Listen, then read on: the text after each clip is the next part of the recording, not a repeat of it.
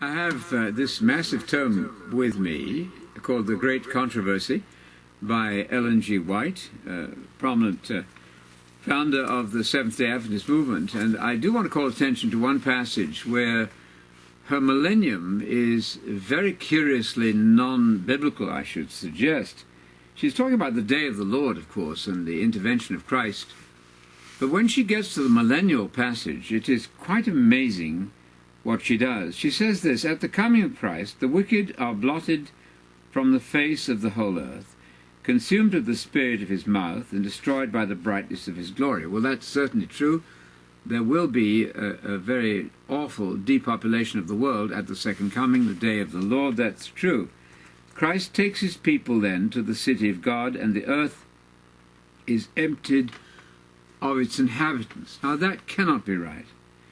She then quotes this verse, and I would call your attention to the method here. I'm sure we're all guilty of slips in biblical quotation, but this is a rather massive one. She's quoting the passage in Isaiah chapter 24, verses 1, 3, 5, and 6. I read as follows from the King James. She was quoting King James. "Behold, the Lord maketh the earth empty, maketh it waste, turneth it upside down, scattereth abroad the inhabitants thereof. The land will be utterly emptied, utterly spoiled, for the Lord has spoken this word. Because they have transgressed the laws, changed the ordinance, broken the everlasting covenant, therefore the curse has devoured the earth, and they that dwell therein are desolate. Therefore the inhabitants of the earth are burned."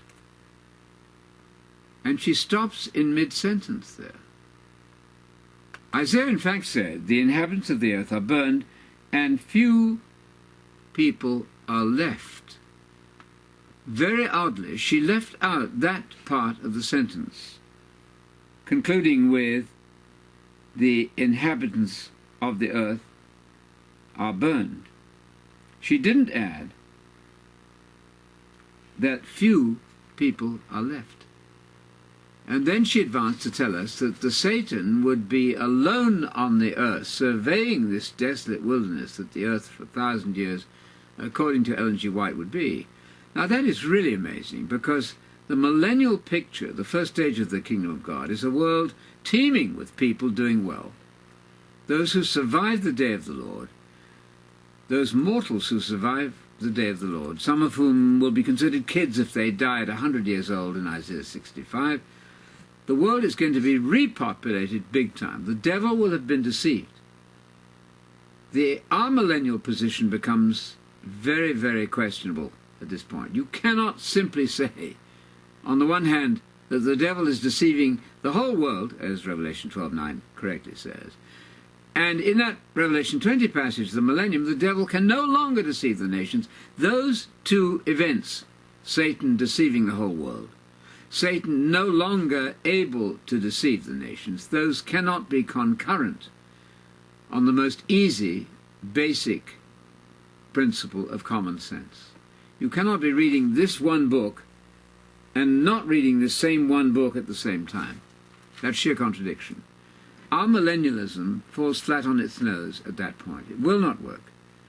The devil is currently the god of this age, and he's deceiving the entire world, Revelation 12, verse 9. In that future millennial time, which did not begin at the cross, but will begin when Christ comes back, the devil is unable to deceive the nations any longer.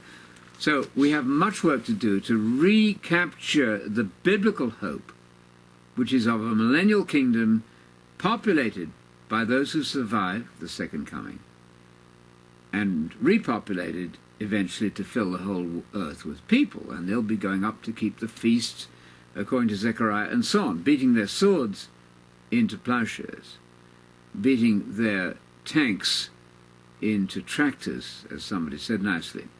A time when the present places of training armies, West Point or Sandhurst, will be curio museums. We'll look back on those awful times when we had to arm ourselves to the teeth and kill each other in wartime. So I want to make this point. Be very careful whom you believe. It's quite wrong in Isaiah 24 verse 6 to leave out those poignant words, few men are left, in an attempt to show that Satan alone will be on the earth for 1,000 years. No, Satan will be bound and put in the abyss.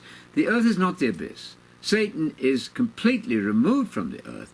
The saints are going to rule upon the earth, Revelation 5:10, with the Messiah. All the saints of all the ages will be reigning epitisis upon the earth and over the earth, of course, but upon the earth, inheriting the land, and Messiah is coming back. He's taking a one-way ticket from heaven to the earth.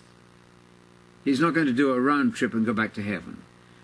Heaven, in the Bible, as my late cousin J.T. Robinson said, heaven in the Bible is nowhere the destination of the dying. How very true.